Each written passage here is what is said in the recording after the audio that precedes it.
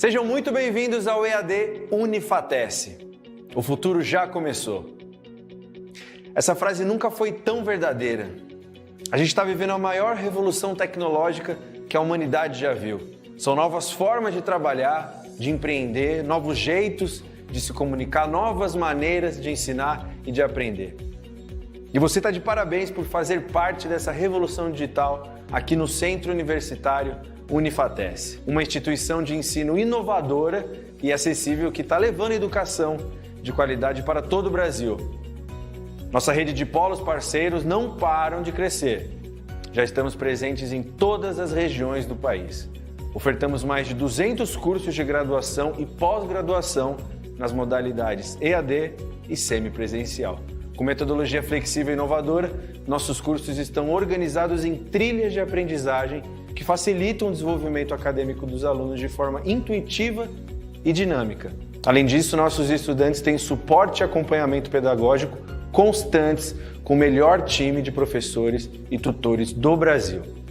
E para os cursos e disciplinas que necessitam de atividades práticas presenciais, a gente criou os megapolos que contam com uma infraestrutura inovadora, com laboratórios totalmente equipados e tutores especializados. Viu só? É por isso que a EAD Unifatece é nota máxima no MEC. Centro Universitário Unifatece, fazendo o seu futuro. Boa noite, meus caros alunos. Tudo bem com vocês? Bom, eu espero que vocês estejam bem nesse dia hoje, pronto para estudar um pouco mais aqui, assistir essa aula aqui que o professor preparou com tanto carinho para vocês, para agregar nos conhecimentos de vocês sobre a disciplina, gente.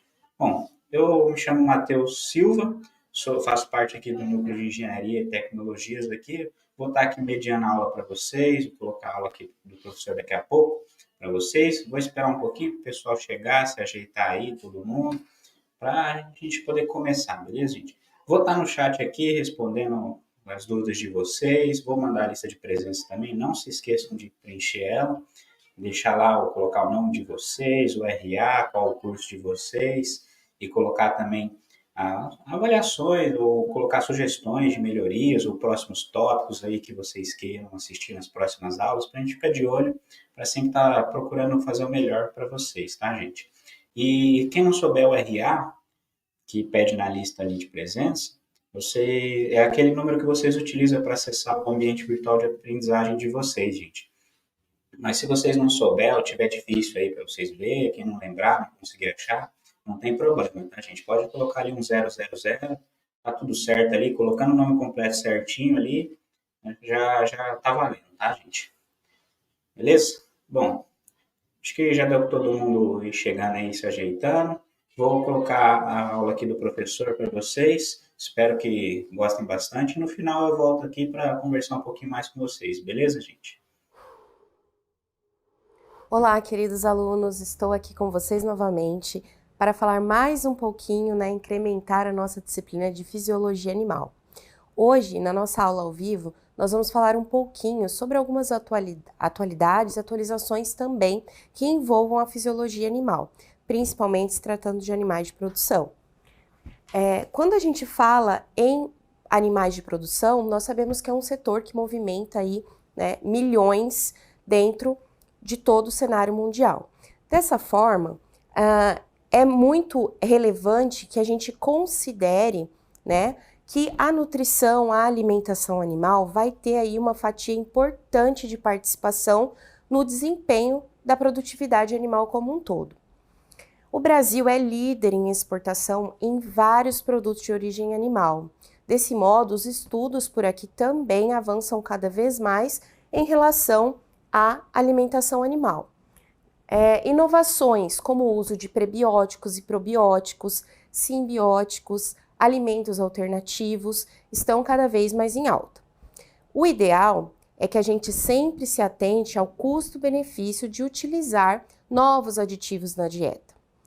Hoje, o aproveitamento de subprodutos da indústria, como casquinha de soja, torta de algodão, a torta de amendoim, por exemplo, que são coprodutos advindos aí da produção de óleo, eles são componentes aí interessantes de uso na nutrição animal.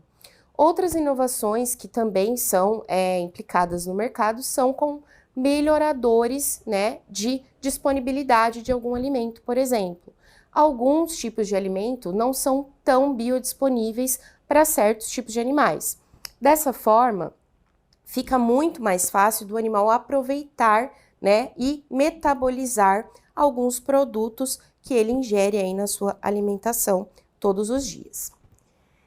Quando a gente fala de alimentação e nutrição animal, é importante a gente pensar na análise dos ingredientes, né? Como a maioria da alimentação dos animais de produção ela é baseada em grãos, temos que ter aí muitos cuidados em questão de quantidade nutricional, né? Ou seja, avaliar esses alimentos aí a nível nutricional, conhecer a composição deles. Além de tudo, a gente tem que saber classificar esses alimentos, né, porque eles vão impactar diretamente na fisiologia digestiva do animal.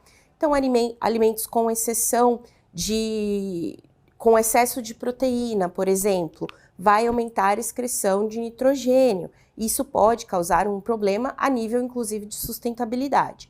Então, é ideal que a gente faça análise de composição e análise de classificação desses ingredientes antes da gente incluir na dieta.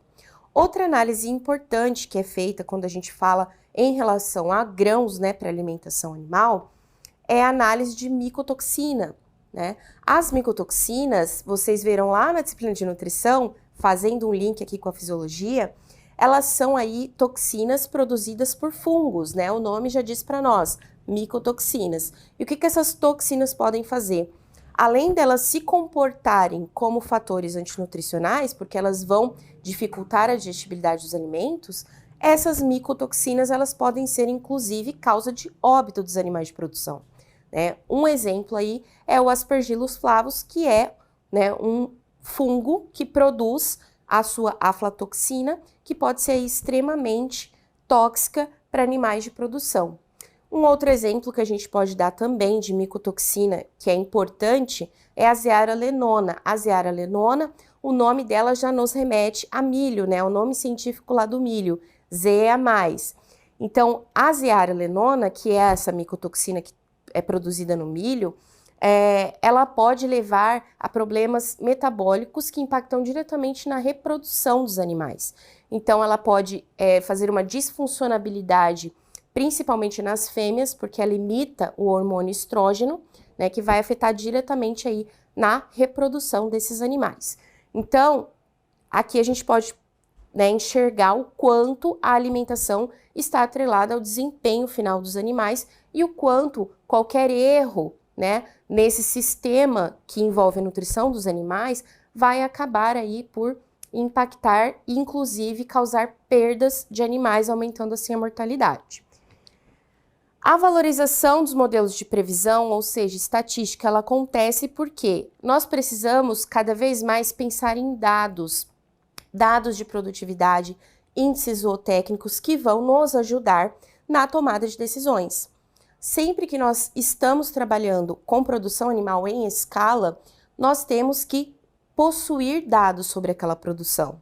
Por exemplo, o quanto os animais estão ganhando de peso por dia, né, qual foi o rendimento de carcaça dos lotes, né, se está tendo muitas sobras de alimento no coxo.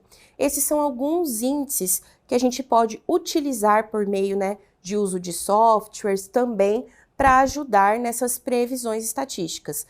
Isso vai impactar diretamente no custo de produção, visto que cerca de 70% do custo de produção animal hoje está alocado aqui na nutrição, né? A gente vai reduzir esse custo se a gente conseguir ter uma assertividade maior, né? Além de que a gente vai melhorar o desempenho. Então, o custo-benefício da gente trabalhar com dados na nutrição animal é muito grande. Isso vem a nos lembrar também sobre a nutrição de precisão, né? O que seria a nutrição de precisão?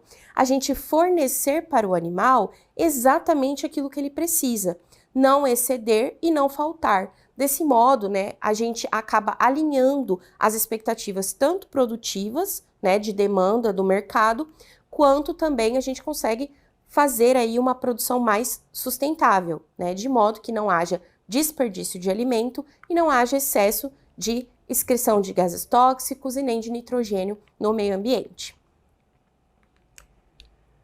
Falando aí de nitrogênio, já vamos puxar um ganchinho para outro fator importante que também envolve nutrição animal, né, e também envolve meio ambiente e sustentabilidade junto com a fisiologia animal.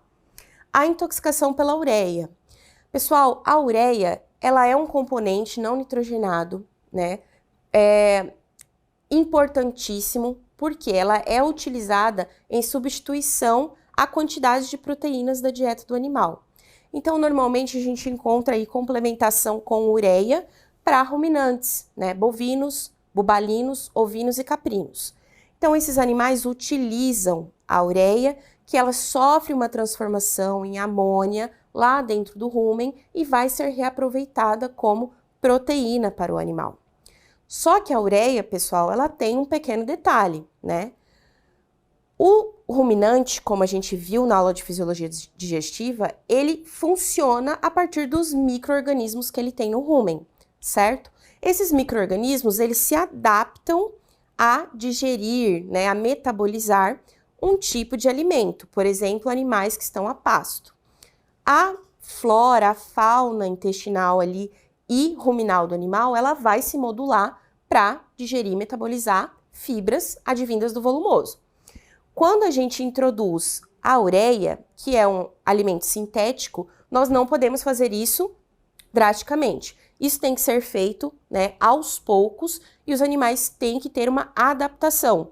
Essa adaptação ela vai aí de 1 semana a 2 semanas com inclusão gradativa de quantidade de ureia na dieta. Ok, a dieta é muito importante para o animal, então a gente vai enriquecer ela com ureia, principalmente nas épocas de seca, quando a gente tem pasto de má qualidade, porque queremos aumentar o teor de proteína, certo? A partir do momento que nós adaptamos esses animais, os micro-organismos se adaptam e eles conseguem enxergar a ureia como um metabólito importante, conseguindo assim, né, metabolizar e utilizar a ureia como fonte de proteína. Se a gente não adapta esses animais, ou se eles acabam ingerindo uma quantidade muito grande de ureia, mesmo adaptados, esses animais podem sofrer uma intoxicação por ureia. E o que vai acontecer? Esse animal vai sofrer de um problema metabólico que se chama alcalose metabólica, tá? Essa alcalose metabólica vai fazer com que o animal tenha de sinais clínicos, né, disfunção motora.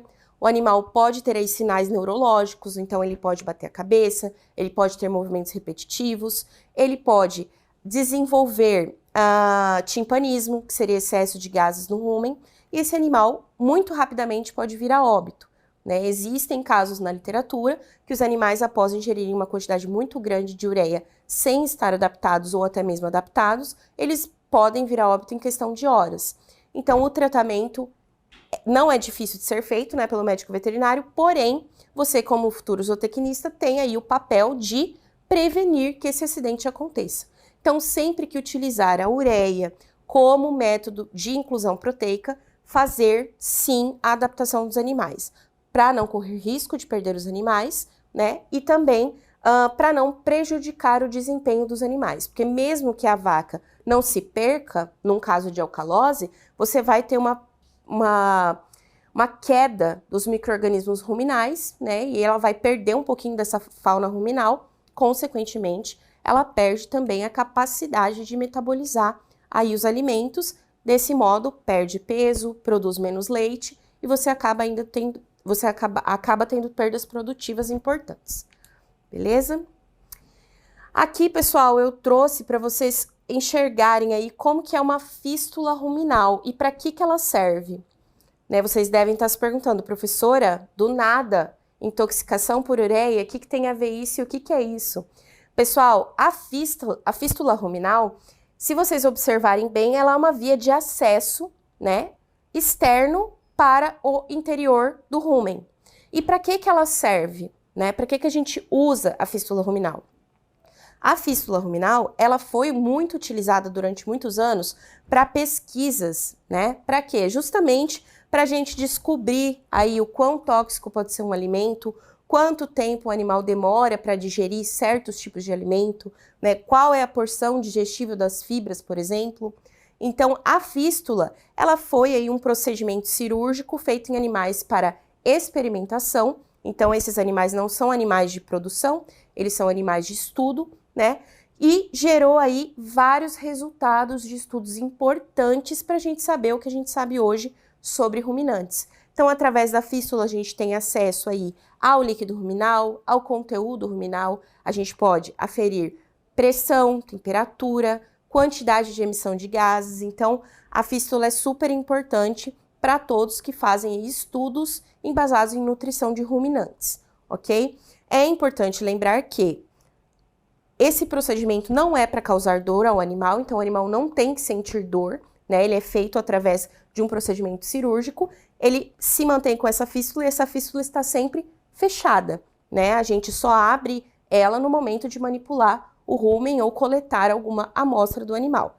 A vida do animal segue normal, ele vive aí todos os anos que ele tem para viver, né? Até muito mais do que um animal de produção, por ser um animal de estudo, e aí geram muitos dados importantes para a questão da pesquisa de nutrição de ruminantes.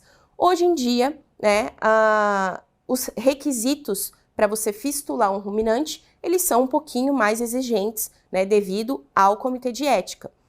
E isso está totalmente correto. Os animais têm que passar aí, né, por várias avaliações para que se possa dar um ok para fazer esse procedimento aqui, porque afinal é um procedimento cirúrgico. Porém, queria ressaltar a importância disso aqui para a gente conhecer um pouco da fisiologia dos ruminantes. Saindo um pouquinho do mundo dos ruminantes, que a gente conversou até agora, vamos falar um pouquinho sobre transplante de rim de porco em humanos. Pessoal, não sei aí se vocês já estão sabendo dessa novidade, mas o xenotransplante, que é o transplante entre duas espécies diferentes, né, ele aconteceu este ano, no ano de 2024, entre um suíno e um humano, né? Então, um médico, inclusive brasileiro, estava na equipe, né? E foi bastante divulgado pelos meios de informação, né? A gente viu nos noticiários, e é legal a gente ressaltar que esses animais não são simples, né, suínos de produção, que foi lá retirado um rim desse animal e transplantado. Esse animal ele foi pensado, né, geneticamente muito antes disso aqui acontecer. Então, é um animal que teve modulação genética, né? Então, esse animal foi criado a partir de laboratório, ele teve modulação nos seus genes justamente para quê? Para diminuir o nível de rejeição, certo? Esse animal provocar o mínimo de rejeição possível no ser humano, quando transplantado. Esse animal também sofreu mutações aí genéticas para que as doenças suínas não acometessem o ser humano que fosse receber o rim, né? E é muito legal a gente saber que já houveram tentativas, né, que não obtiveram sucesso. E até o momento, essa última tentativa foi um sucesso, né? E abre aí muitas portas pra gente quando a gente para pensar em filas de transplante. Então, é o avanço do estudo da fisiologia animal, né, aliado à fisiologia e medicina humana, que vai aí conseguir salvar muitas vidas, com certeza. Pessoal, vocês conhecem a vaca mais cara do mundo? Pois saibam que ela é brasileira. A Viatina 19 FIV é uma vaca da raça Nelore, um animal jovem, porém aí ela ganhou recorde, né, como animal mais caro da raça Nelore, bovino mais caro vendido aí no planeta Terra. Esse animal hoje ele é propriedade aí, né, de 3 grandes empresas que compraram em sociedade esse animal. E para a gente reproduzir um animal tão caro assim é um problema, certo? Se vocês lembrarem um pouquinho lá da aula de fisiologia reprodutiva, onde a gente bate bastante ali na tecla, né, que o animal passa pela gestação, ela tem algumas perdas nutricionais, então o animal tem aí, né, disfunções metabólicas naturais que acontecem durante a gestação e principalmente a lactação. Nesse caso, como é um animal super caro, né, que foi vendido aí por mais de 7 milhões de reais, esse animal ele não pode passar por uma gestação. Não faz sentido a gente expor esse animal a uma gestação como qualquer outro bovino aí de produção. Como esse animal é símbolo de boa genética, quais seriam aí as alternativas que a gente tem para a gente conseguir reproduzir esse animal sem ela ter que emprenhar? Pessoal, hoje em dia, né, a técnica mais utilizada para esses animais de grande valor monetário é a fertilização in vitro, né? Então, o que é feito com esse animal? Esse animal, ele passa por coletas de óvulos, né? Então, ela passa por toda uma bateria aí de programa hormonal. Ela vai superovular, então ela vai produzir aí cerca de 30, 40 óvulos de uma vez. Esses óvulos são coletados, aspirados, né, no caso da viátina, e assim como em outras vacas também de grande valor, e eles são fertilizados em laboratório. Então, lá no laboratório vão selecionar os melhores machos, né, e fertilizarem os óvulos para criar um embrião, né, na fertilização in vitro, e depois que esse embrião estiver formadinho, transplantar esses embriões para as receptoras. Então, quem vai gestar os filhos da viátina não vai ser ela, né? Vão ser as receptoras. Então, pensem só, a viátina demoraria 9, 10 meses para gerar um filho. Desse modo, em um ano ela consegue gerar 100, 200 animais advindos da genética dela. Então, hoje em dia, a tecnologia envolvida na reprodução de bovinos, ela está muito atrelada a enormes, né, ganhos aí monetários quando a gente fala do mercado, né, do setor agropecuário de forma geral. É importante a gente citar isso aqui, porque vocês que irão trabalhar no futuro aí com animais de produção, podem se deparar sim e podem acabar trabalhando com locais que trabalham com alta genética. E nesse caso, vocês têm que ter essa consciência que o custo-benefício de se manter um animal de alta genética é muito bom, né? Desde que você consiga manejar muito bem esse animal e tenha mercado de saída para o produto dele. No caso da viátina, né, o produto principal dela seria as prenhezes, ou seja, os embriões. Como se trata de um animal muito caro, né, se comercializa a prenhez. Então, quando a prenhez der positiva, né, a pessoa recebe lá o valor que ela vendeu a prenhez. Quando são animais com valor monetário normal, né, que a viátina aí é nossa campeã, quando é um animal com valor monetário mais estabilizado com o normal aí de mercado, você pode inclusive comercializar somente o embrião. O embrião vai ser transplantado.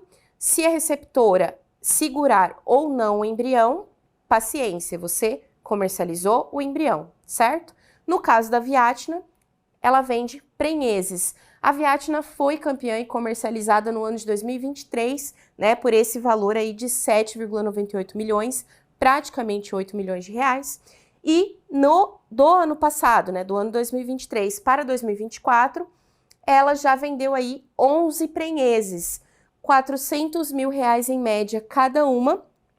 E as primeiras crias que nasceram dela já foram vendidas por média de 750 mil. Então, é um animal super, super rentável. Ela tem uma vida de princesa. Se vocês tiverem curiosidade, dá um Google aí na Viátina 19 que vocês vão ver como ela vive a vida maravilhosamente bem. É um animal de genética excepcional e que, através da tecnologia, né, da fisiologia reprodutiva, está conseguindo aí, né, agregar ainda mais valor na nossa agropecuária nacional. Outra novidade, né, que eu tenho para trazer para vocês é em relação à transfusão de sangue. A Universidade Estadual de São Paulo, né, a USP, ela está aí fazendo alguns estudos sobre transfusão de sangue envolvendo hemoglobina bovina. Então, eles já elaboraram algumas baterias de estudo e é interessante a gente falar disso aqui, porque assim como a gente falou agora há pouco do xenotransplante dos rins do porco, isso aqui também é uma alternativa para zerar algumas filas, né, principalmente de transfusão de sangue. A gente sempre ouve falar aí na questão da falta de sangue nos bancos de sangue humanos. Se a gente conseguisse uma alternativa para utilizar essa hemoglobina de boi modulada, né, para o ser humano, seria com certeza aí um grande avanço na medicina e um grande avanço na ciência. O que vocês pensam sobre isso? Comecem a pensar um pouquinho, porque o futuro vai ter algumas mudanças, né? A gente já pode observar. Pessoal, outro ponto que é importante resgatar, né? A ovelha Dolly. Quando a gente fala em clone de qualquer espécie, de qualquer gênero, de qualquer coisa, uma das primeiras coisas que vem na nossa cabeça é a ovelha Dolly. Porque, de fato, ele foi aí, né, o primeiro mamífero que foi clonado, certo?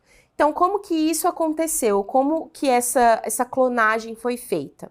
Fazendo aí um resumão de como foi a criação da ovelha Dolly, né, foi utilizado aí alguns animais nesse processo, né? Foi utilizado um óvulo não fertilizado de uma ovelha, né? Foi retirado aquele óvulo dela, que não estava fertilizado, mas estava maduro. A ovelha que seria clonada, né?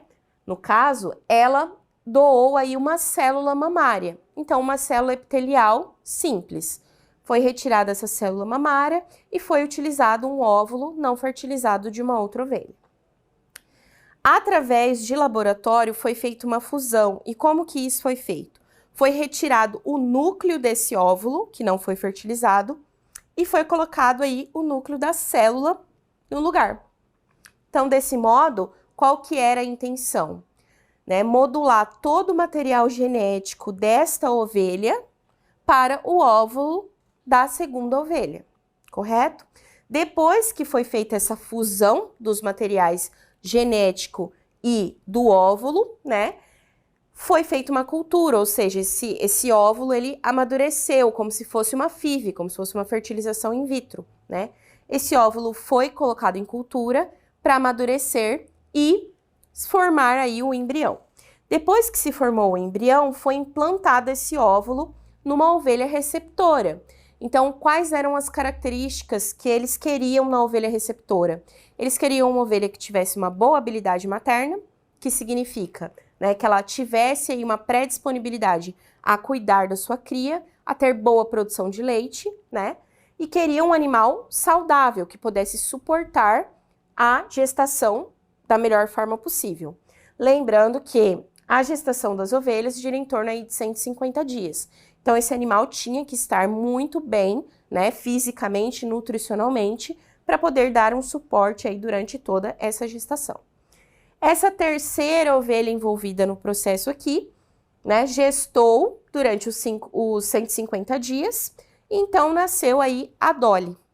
A Dolly, pessoal, como ela veio de uma clonagem e a ovelha doadora já tinha mais de 5 anos de idade, a Dolly não viveu muito tempo. Isso levou os pesquisadores também a pensarem que, né, como ela foi clonada de uma ovelha mais velha, né, talvez isso possa ter encurtado o tempo de vida dela. Então, são estudos que até hoje, né, demandam aí respostas que giram em torno da Dolly. Porém, todo o tempo que ela viveu, ela foi uma ovelha saudável, completamente normal, mas ela teve o seu tempo de vida encurtado, né, por desgastes que seriam naturais em animais mais velhos, certo?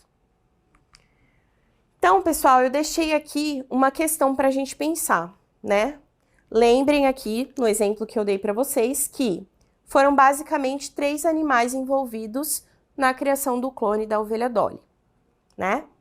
Então, quem doou o material genético, quem doou o óvulo não fertilizado e quem gestou.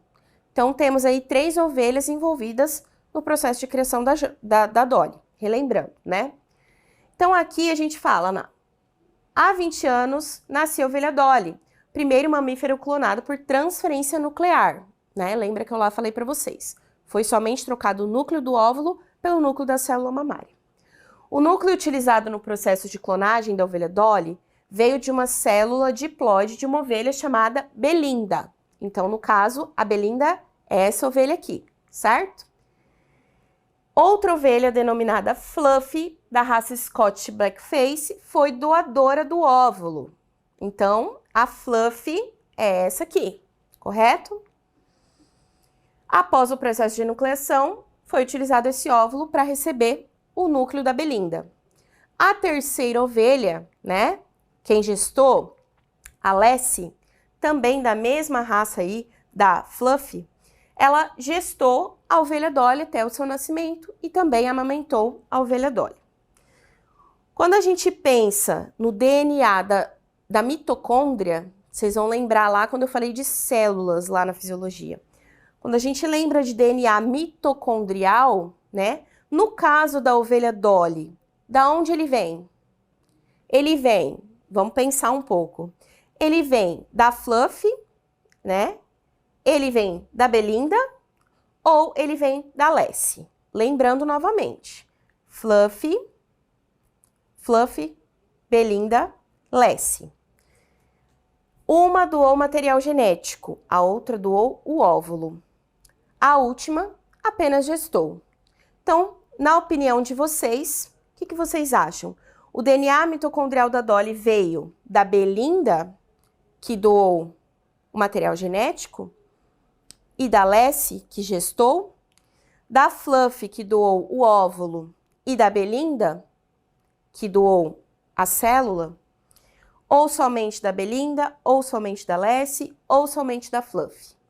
Se a gente for pensar, né, friamente lá, lembrando lá da célula, lá na fisiologia do celular, o DNA mitocondrial, ele é um pouquinho diferente do DNA nuclear, que está dentro da célula, certo? Dentro lá da célula, dentro do núcleo, vai estar o nosso material genético. Por isso que, se a gente for olhar aqui, a Dolly, ela é o clone da Belinda, certo? Só que se a gente for pensar em DNA mitocondrial, quem tinha as mitocôndrias aqui que originaram a Dolly? Se a gente for pensar aqui na estrutura celular, né? O DNA nuclear, ele tá aqui bem quietinho, lá protegido dentro do núcleo, correto? E é único, cada indivíduo vai ter o seu DNA nuclear. Quando a gente fala em DNA mitocondrial, ele vai ser muito mais abundante dentro da célula, né? Então, vai ter aí mais de 1000 cópias desse DNA mitocondrial espalhadas pelo citoplasma da célula, porque onde possuir uma mitocôndria aí, né, vai ter uma cópia de DNA mitocondrial, certo? E não é único no indivíduo, então ele pode se repetir algumas vezes. Outra curiosidade, quando a gente nasce, nós seres humanos, a gente tem uma herança maior da nossa mãe. E por quê? Porque a gente tem o DNA mitocondrial da nossa mãe. Eu tendo dito isso para vocês, acredito que agora vocês já descobriram aí da onde vem o DNA mitocondrial da ovelha Dolly, certo? Pessoal, o DNA mitocondrial da ovelha Dolly, ele vai ser exclusivamente da Fluffy. Por quê? Porque vocês lembram que o núcleo, né, foi retirado da Belinda. Então, esse DNA aqui, né, que é o nuclear, ele foi da Belinda, né, para o óvulo da Fluffy. E onde que está a mitocôndria no óvulo? A mitocôndria vai estar no citoplasma do óvulo. E como a gente não retirou o citoplasma, né, desse óvulo, a gente só retirou ali a célula, o núcleo dele, nós vamos ter o DNA mitocondrial todo dela ali.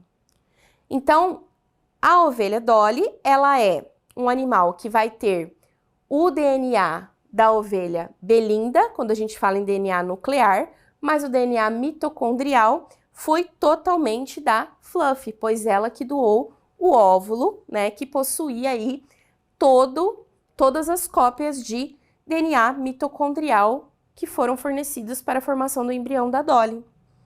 Pessoal, espero que vocês tenham gostado, né, da aula ao vivo, que vocês tenham aí muitas dúvidas para poder tirar, fazer aí pesquisas, né, embasar um pouquinho mais no assunto. Não deixem de pesquisar sobre as dicas que eu dei aqui, né, que são atualizações muito legais e importantes para vocês compreenderem também um pouquinho de como a fisiologia animal ela está atrelada aí, né, à nutrição, à produção e à reprodução animal. Nos vemos numa próxima. Obrigada! E aí, pessoal, tudo bem? Bom, espero que tenham gostado dessa aula aqui, que o professor passou aqui para vocês. E, bom, não esqueçam de preencher a lista de presença, né, gente? Como o professor mesmo disse. E reitero aqui, gente, é muito importante que vocês preencham e coloquem lá observações que vocês acham pertinentes de assuntos e afins para a gente ir dando uma olhada e selecionando, né, assuntos para novas aulas, né, que a gente possa passar para vocês e trazer conteúdos mais interessantes, que vocês queiram estudar, né, com mais afinco, é claro, né. Mas lembrando que todos os conteúdos são importantes, tá, gente? E reitero, né, sempre gosto de falar que conhecimento nunca é demais, é sempre importante estar aprendendo, ser eternos aprendizes, né. Bom, então eu vou despeço de vocês aqui por hoje. Espero que vocês tenham aprendido bastante hoje e continuem estudando e até uma próxima, gente. Tchau, tchau.